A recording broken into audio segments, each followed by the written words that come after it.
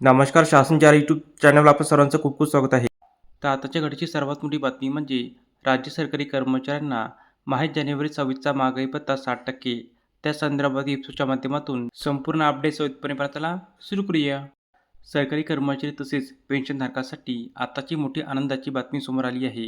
या संदर्भातील सविस्तर माहिती पुढीलप्रमाणे पाहूया. महागाई भत्ता वाढ. वर्षातून 2 वेळेस सरकारी कर्मचारी आणि पेन्शनधारकाच्या महागाई भत्त्यामध्ये वाढ करण्यात येत असते.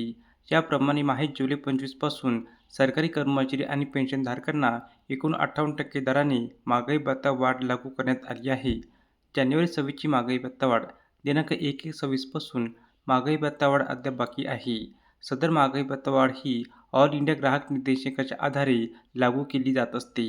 यामध्ये जानेवारीची महागाई भत्ता वाढ लागू करण्यासाठी जुलै ते डिसेंबरपर्यंतच्या निर्देशांकाचा विचार केला जातो. सदर निर्देशांक केंद्रीय कामगार विभागामार्फत जाहीर केले जाते. नुकतेच कामगार विभागामार्फत डिसेंबर 25 पर्यंतचे निर्देशांक जाहीर करण्यात आले आहे. यामुळे जानेवारी 26 महागाई भत्ता वाढ निश्चित झाली आहे. 2% महागाई भत्ता वाढ निश्चित. ऑल इंडिया ग्राहक निर्देशांकाचा विचार केला असता दिनांक 1/1/26 पासून किमान 2% महागाई भत्ता वाढ निश्चित झालेली आहे.